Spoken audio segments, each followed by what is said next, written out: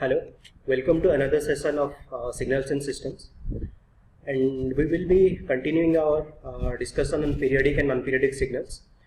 And just to recall, a periodic signal is a signal which can repeat itself after a certain interval of time, and non-periodic signal which doesn't repeats itself after a certain interval of time.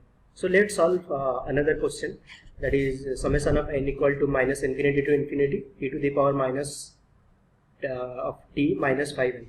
So let's see if this signal is periodic or non-periodic. Let's take xt is equal to this signal e to the power minus t minus 5n. So you can see t minus 5n. So if I represent this signal, it can be represented in x of t. If I shift it in positive x direction, it will be x of t minus 5 plus x of t minus n. N takes value from minus infinity to infinity. So it can be from any, it can be any integer or whole number. So it is 5 into 2, 10 plus x t minus 15 plus goes on. And if I advance it in negative x direction, so it will be x of t minus t plus 5 plus x of t plus 10. So it will go on like this way. So you can see the signal is being repeated after an interval of 5. This is same signal comes after 5 t equal to 5, t not equal to 10, t not equal to 15. So and it extends from minus infinity to infinity. So the period of the signal is 5. 5 is the period of the signal. So you can see this satisfies the two periodicity properties that we have studied. Once the signal should exist, from minus infinity to infinity, and it should repeat its characteristics after a certain interval of time. Okay, so let's see another set of problems. Like let's see this signal is given mod of cos t. So let's see if this mod of cos t is a periodic or non-periodic signal. If periodic signal, then what is its period? So cos of t, we know all the sinusoidal signals repeats itself after a period of 2 pi. So this signal cos t is periodic, and cos t we represent cos t in this way. This is cos t, t and xt. So let's see mod of cos t. If I take the mod of this signal, and mod if it is less than t is less than 0, if the function is less than 0, it will be positive. Greater than 0, minus of that signal, and if positive, it will be positive of that signal. So the mod of cos t is represented in this way.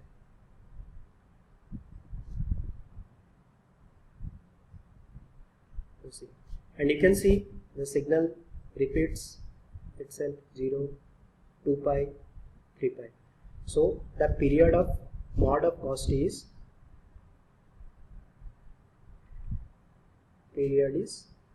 pi.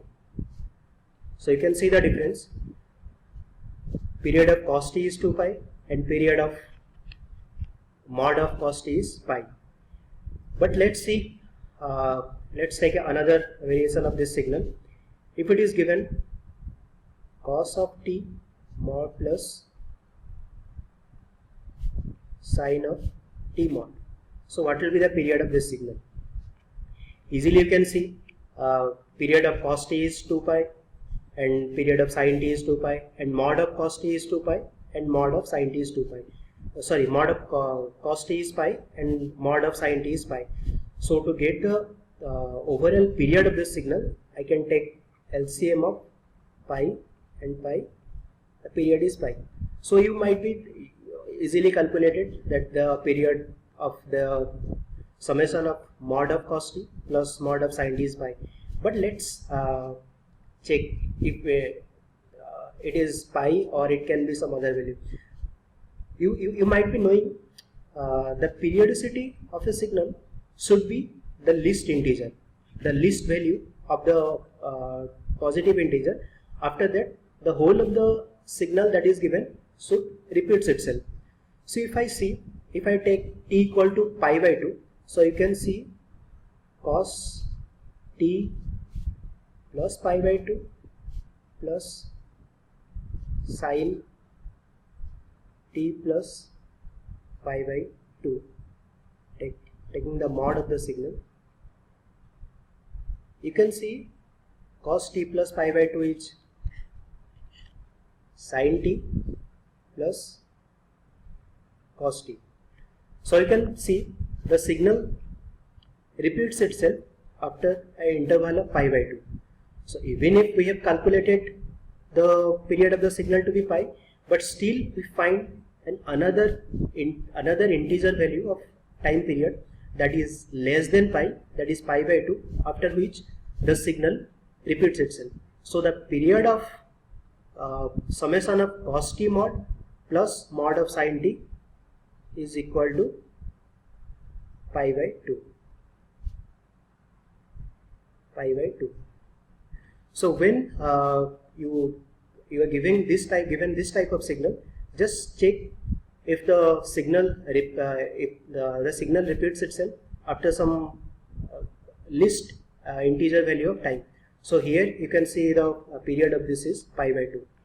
Now let's see this signal cos pi t square, cos pi of t square.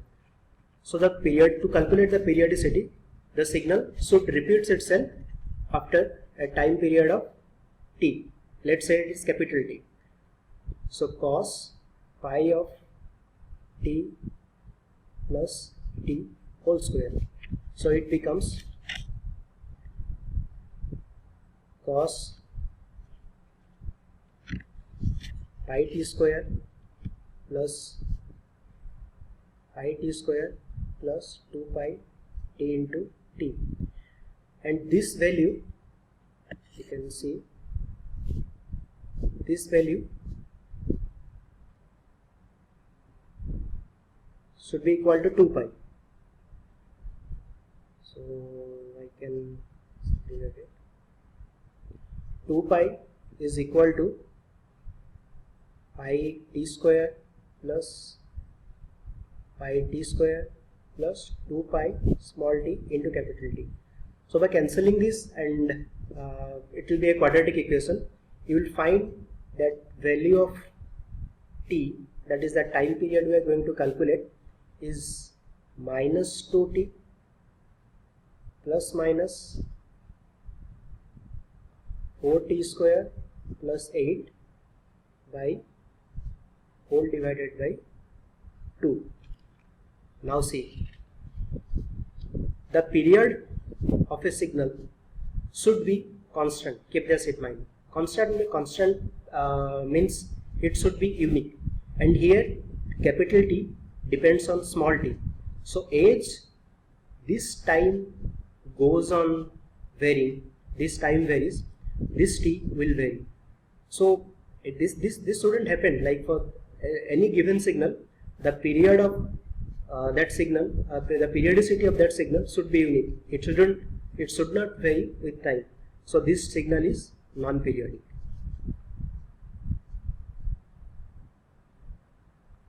Okay. Now let's find the periodicity of a DC signal. So how a DC signal is given?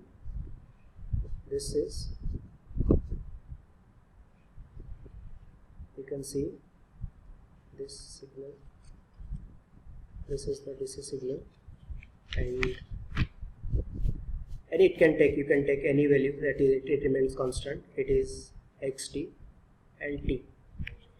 and here the signal takes any value from minus infinity to infinity.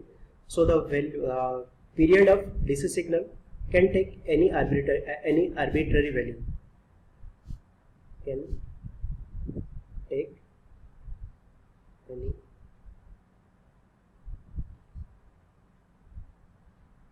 arbitrary value. Okay. So let's take another problem. We have seen the periodicity. We have calculated the periodicity of sum of two signals. So let's say let's calculate the periodicity of three different signals that is given. So let's take this is to be T1, this to be T2, and the periodicity will be T3. So T1 will be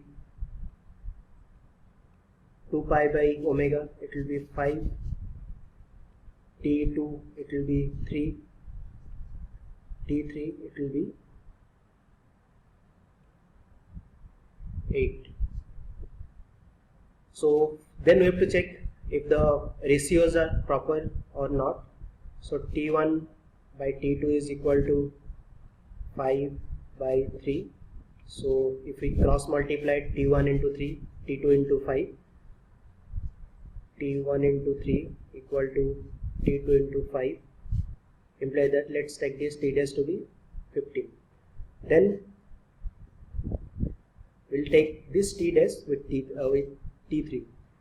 So T dash by T3 will be 15 by 8, and this ratio is proper.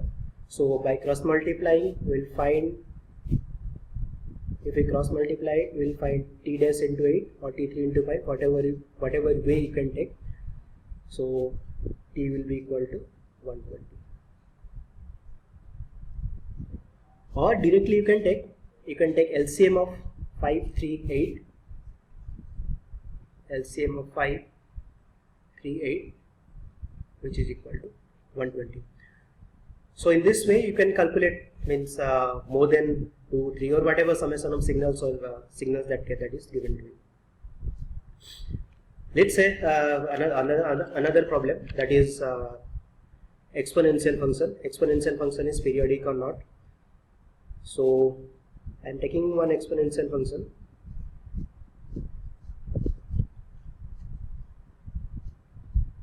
It is, this is given by e to the power minus t square, and this is t.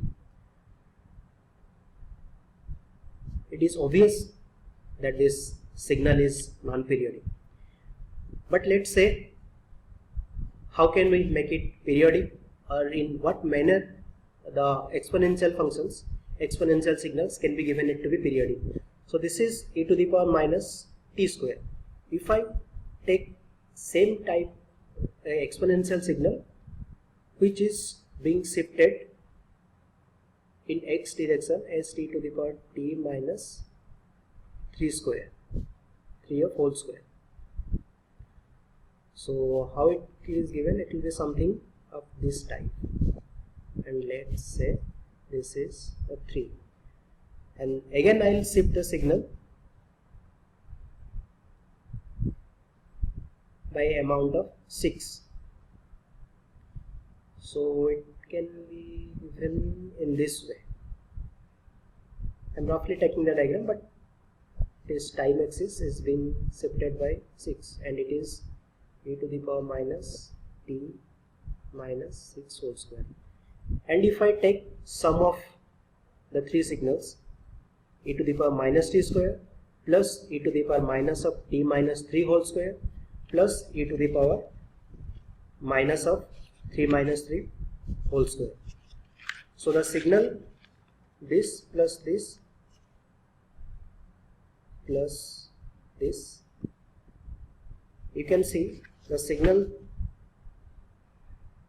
is coming out to be in this manner. It will be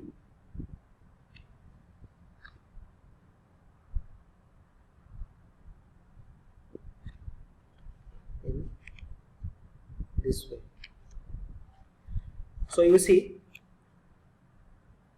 and this signal is periodic because it exists from minus infinity to infinity, and the waveform is repeated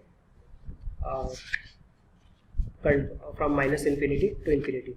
So you can see, if I take individual exponential signal, it is coming to be non-periodic. This is a non-periodic signal.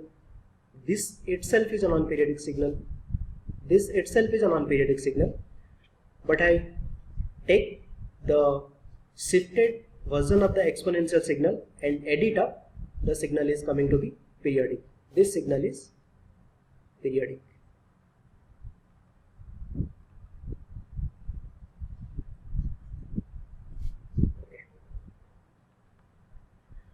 Okay. Now let's see another set of signals, that is power and energy signal. And energy signal is given by the energy of a signal should be finite. Means if I take the integration, the area under this signal should be finite.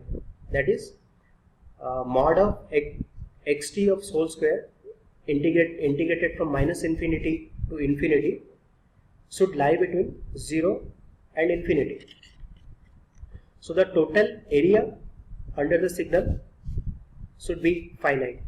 So if I take one signal, let's take xt is a cos omega t,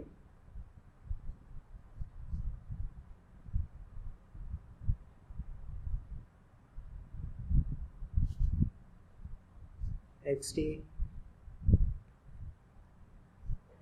this is t, and here xt equal to, let's say the magnitude to be a naught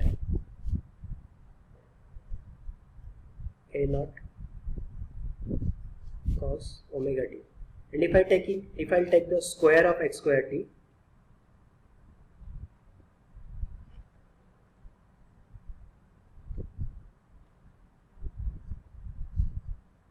so it will be something like this. All the negative part of the signal will be positive. You can see this is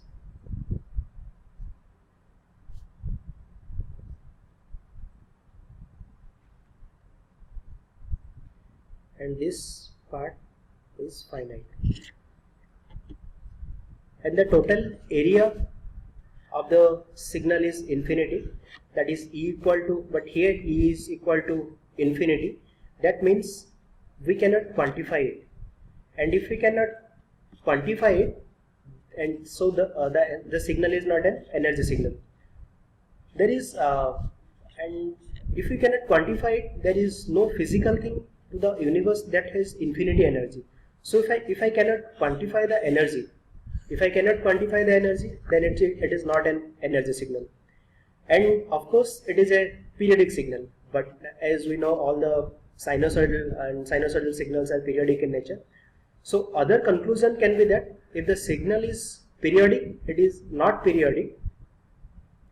If signal is periodic, then it is not energy signal. Energy under the periodic signal is infinity. So let's see power signal. Again for the power signal, we should be able to quantify the power of a signal. Until and unless we can quantify the power of a signal, we cannot say the signal is a power signal. So how to find the power of a signal? We know the relationship between power and energy signal is that rate of change of energy, that is energy of the signal divided by whole duration. You can see I have divided it by 1 by t, and the signal exists for a time period of t, and it should the value should be between 0 to infinity, means the value should be a finite value, and if the value is finite, it will be a power signal. The integral duration t has a certain meaning, that is t can be of 0 to t, minus t by 2 to t by 2, and t by 4 to 5t by 4. It can be any duration, you can see, like but that whole of the duration should be a t. So let's take the same signal again, x of t equal to a cos omega t. So if I find the power will be equal to 1 upon t, and let's take the time period to be t, and it will be square of cos square omega naught t, let's take omega naught, and if I multiply it will be a square by 2 into 1 by t 0 to t, and if I expand it, it will be 1 plus cos 2 omega naught t dt. So, and if we integrate it, this value will become 0. So finally what I will get is a square by 2 into 1 by t minus 0 plus 0, so it will be a square by 2, and which is a finite value. So here we see the power of a signal is a finite value, and as I have already told you, if I can quantify the value, if I can quantify the power of a signal, then the signal is power signal. Here I can quantify the power of a signal, hence the example we have taken, xt equal to a cos omega naught t is a power signal. So let's see another signal. This is a signal that exists from minus time period is from minus 1 to 2, and the amplitude of the signal is t. Let's find the power of the signal. So power, the calculation is power is equal to limit t tends to infinity 1 by t 1 square dt, which becomes limit t tends to infinity 1 by t, and you can see this is some minus 1 to 2. So what I'll get is 3. So this is 3 something will be 0.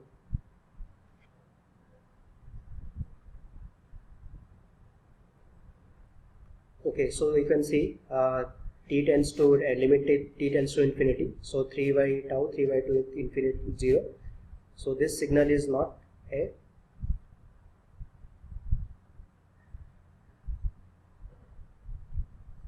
periodic signal. Now let's see another example. If the signal is signal can be neither power nor energy signal, it doesn't mean that every signal has to be a power signal or energy signal, but there can be some signals that cannot that might or might not be power and energy signal. And so it is observed that the power of a non-periodic signal is 0. Hence, if the signal is non-periodic, it is not a power signal, and if the signal is periodic, then it is not an energy signal. So the conclusion is that if a signal is periodic, then it is not an energy signal, but it can be a power signal. If the signal is non-periodic, then it is not a power signal, it can be an energy signal. So let's take another example of x of t equal to e of exponential of t, and let's find the energy of the signal. It is minus infinity to infinity e to the power t whole square dt. So it will be e to the power 2t to minus infinity to infinity, it is equal to infinity. So this signal is not energy signal. So ET by default is not a power signal, is not periodic, so it is not a power signal. And again we have calculated that if it is not power signal, then it might or might not be an energy signal also.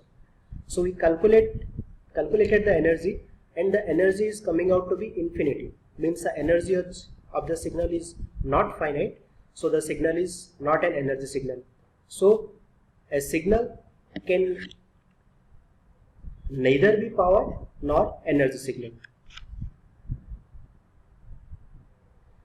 So let's take see different postulates that we found out from our previous from some examples that we have solved. If a signal is power, then it is periodic. If a signal is energy, then it should be non-periodic. But the vice versa is not true. That is, if I take a periodic signal, it doesn't mean the signal has to be, there should be some finite value to the power signal, and the signal may or may not be a power signal. If it is non-periodic, then the signal might or might not be an energy signal, means the energy of the signal might or might not be finite. And signal can neither be energy nor power at the same time, but the signal can both be power and energy signal at the same time. So let's take this example. This is e to the power, this part of the signal is e to the power minus t square upon t, and this is minus 2 up to 0, and the amplitude of the signal is t. From the signal we can see the signal is non-periodic, but as it remains for a finite value of time, so let's find the energy of the signal. It is energy signal as it remains for a certain period of time. So the energy of the signal will be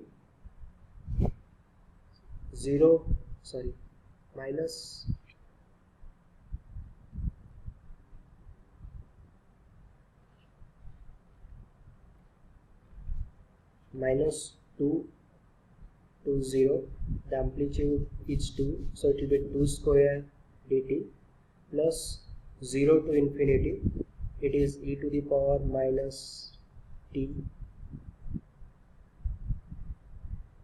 by 2 whole square dt.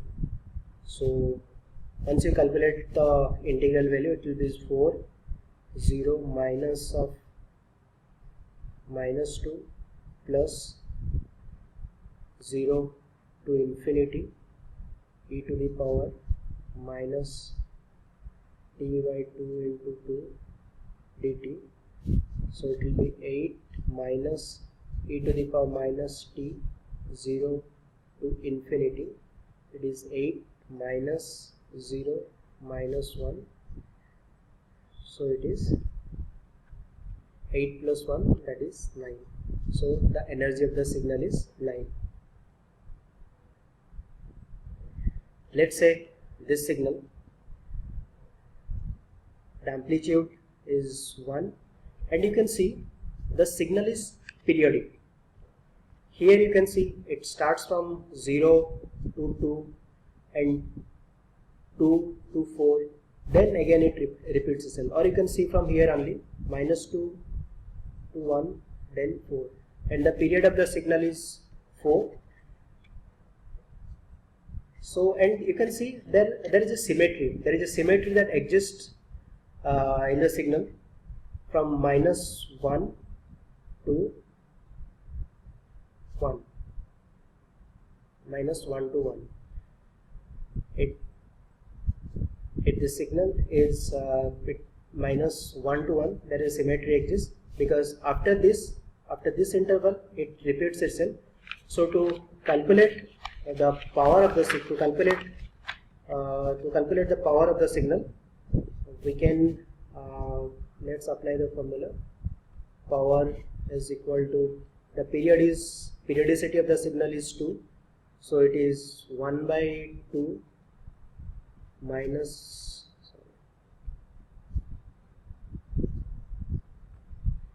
minus 1 to 1 t square dt is equal to half tq by 3 minus 1 to 1 is equal to half into 1 by 3, 1 plus 1,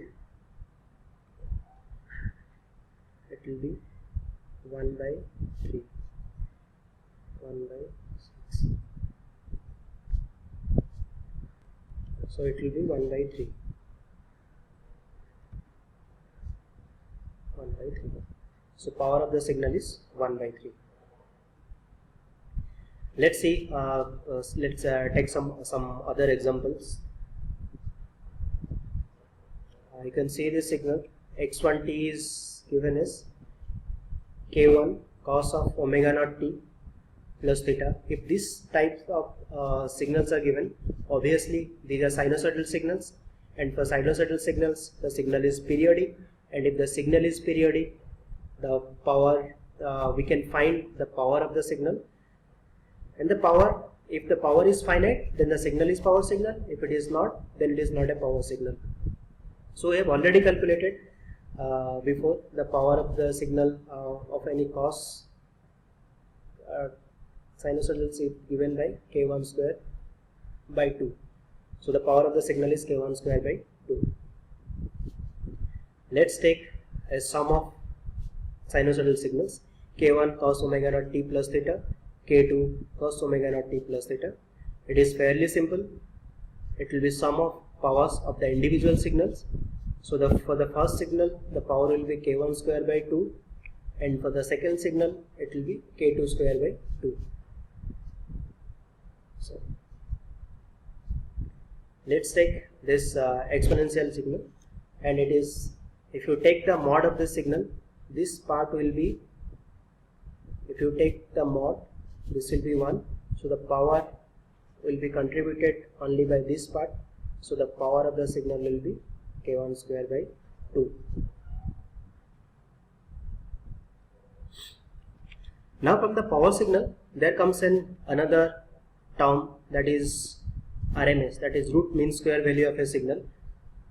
So let's take it by word by word, root.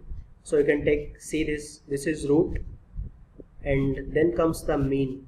This 1 by t is the mean, and square, this is the square of the signal. So it is square, then mean, and then take the root, and obviously it should exist for a certain interval of time. So let's go to the back slide. If I find the root mean square value of this signal, so it will be k1 square by 2 of root of this, so it will be k1 by root.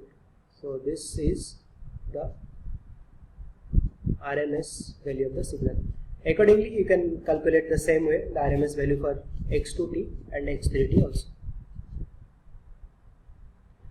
So let's find the RMS value of the given signal, that is k1 plus k2 sine omega naught plus theta.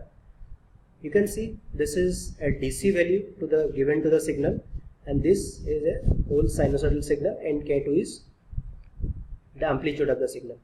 So for the DC value, the RMS will be simply the square of that part, DC value, and for sinusoidal signal, the RMS value will be, or the power will be k1 square by 2.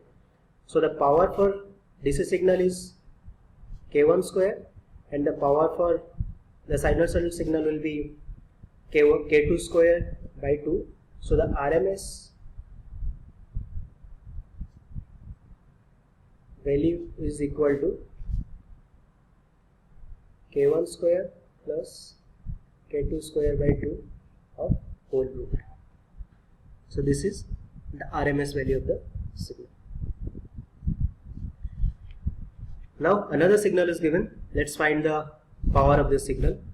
You can see this is a cosine and this is sine function. And you see this pi by 2 is the phase of the signal, phase of the given signal, and here also the frequency term is also involved. So let's first find, then I'll explain if this phase and frequency does make any difference to the power of the signal. So the power of the signal will be 8 square by 2 plus 4 square by 2.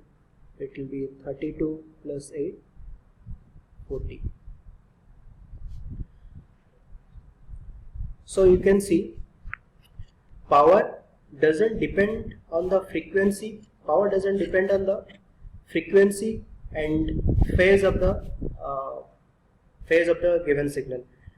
But when it comes to energy, keep this in mind. When it comes to energy, it does depend on the change in frequency of the signal. See, when the frequency changes, the periodic signal always remains periodic, as it gets only compressed or expanded. So when we integrate it over a certain time interval, the same limit of time also gets divided also here. Hence, power remains unaffected even if we change the frequency and phase of the signal, but the energy will be changing if we change the frequency of the signal. So let's find the power and energy of a unit step signal. We'll see if the unit step signal is a power signal or energy signal. So here is my unit step signal, that is T, and here it is UT. And you can see the signal exists from 0 to infinity, and it is non-periodic.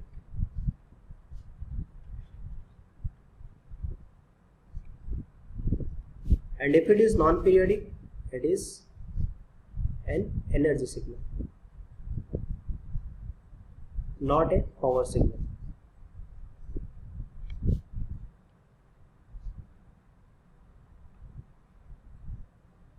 So if it is an energy signal, let's find the energy of the signal. If the energy of the signal will be finite, then I can say this is an energy signal. So let's calculate the energy of the signal. So it will be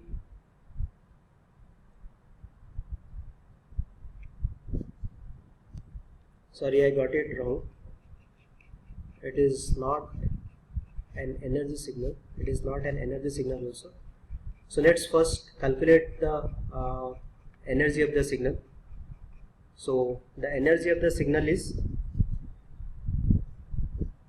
0 to infinity 1 square dt. So it is infinity. So energy is not finite. So not energy signal. Now let's calculate the power of a signal. The power will be 1 by t, limit t tends to infinity, t 1 square dt, and it will be 1. So here in this case, if I take t, if the t interval to be from 0, here I have taken the interval of t to be 0 to t, it is coming to be finite. But let's take another case. If I take the interval to be minus t by 2 to t by 2, the power is coming to be 0. So in one case, if I take the interval from 0 to t, the power is 1. If I take the interval from minus t to t by 2, the power is 0. Power comes out to be 0. So it shouldn't. If one unique signal cannot have different power values. So it is also not a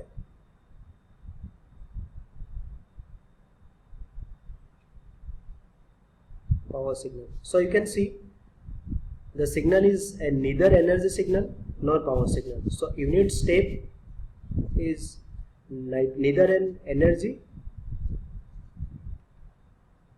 neither an energy nor a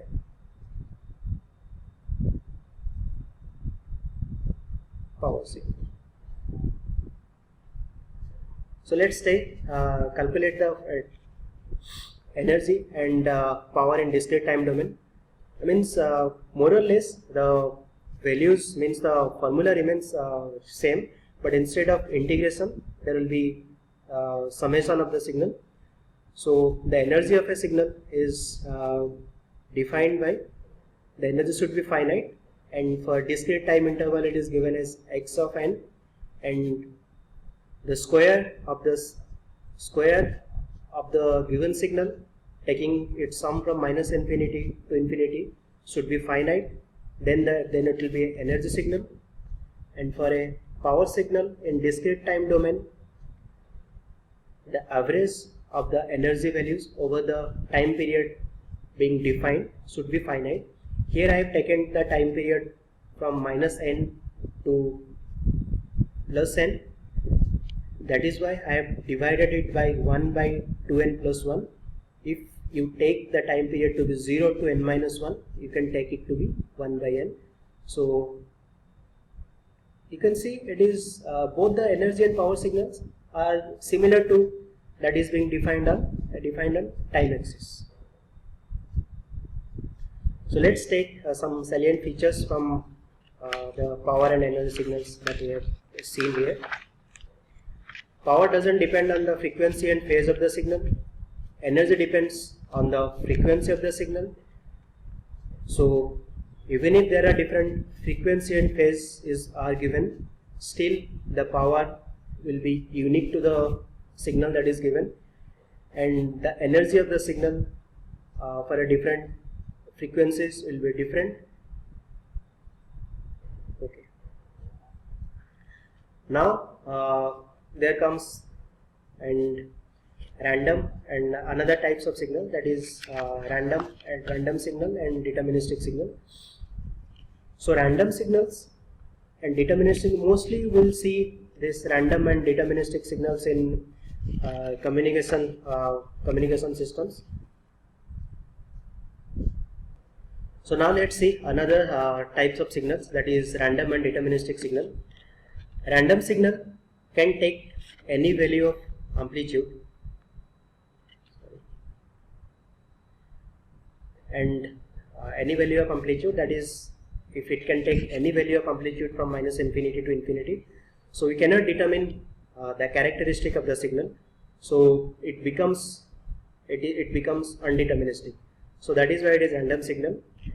And for deterministic signal, the amplitude value is deterministic, so that I can define the characteristic of the signal by any mathematical formula, and then the system becomes deterministic. So if I take any signal xt to be a naught sine omega t or omega naught t, you can see the amplitude of the signal is a naught and the frequency of the signal is omega naught. So by taking omega naught and a naught, these two values, I can determine the signal characteristic can be determined. Signal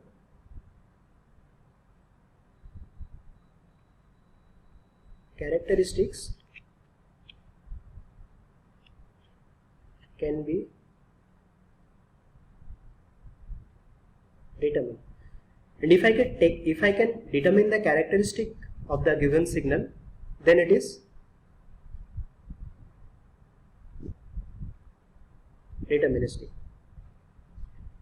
And if I cannot define the characteristic of a given signal, then it becomes random signals. And random signals have some, generally random signals contains useful information, are informative. deterministic signals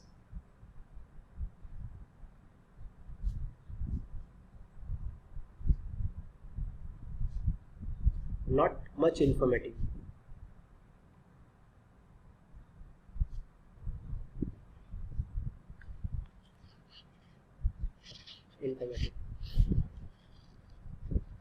So here you can see, if for any value of a and omega naught, a naught and omega naught is not known to us, then the signal becomes random. Here I know the value of omega naught and a naught, then the signal is deterministic. If I don't know any, I have no idea of any one of the values of a naught and omega naught, then the signal becomes random. So if we want to characterize a deterministic signal, then we can very well represent it in terms of mathematical equations, and for random signals we cannot represent it in terms of mathematical equations. So to characterize a random signal, we need them in terms of as probability density functions. So in random signal we can represent these signals in terms of, that is PDF. PDF is probability density functions, or mean, or variance. So let's see how these terms are related. PDF is generally, we can define probability density function, or probability density function is generally represented for a random variable. And there are different types of probability density functions are there, depending on the characteristic of the random variable. It can be uniform, Gaussian,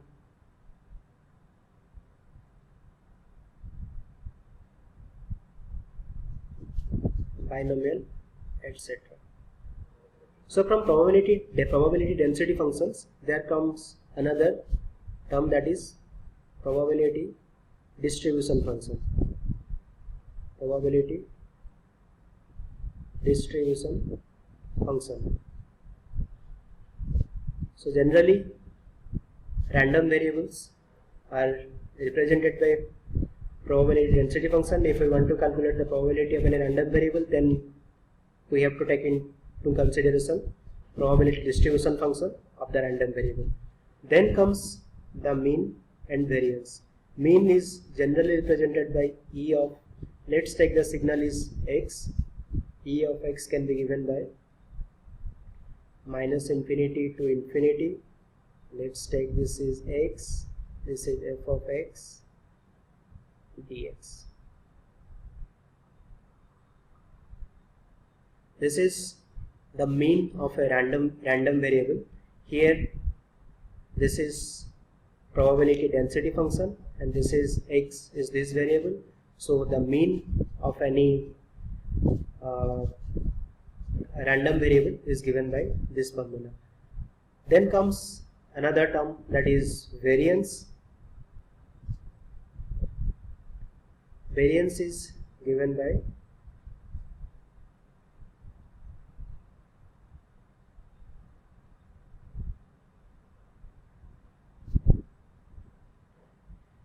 square mean minus mean of whole square.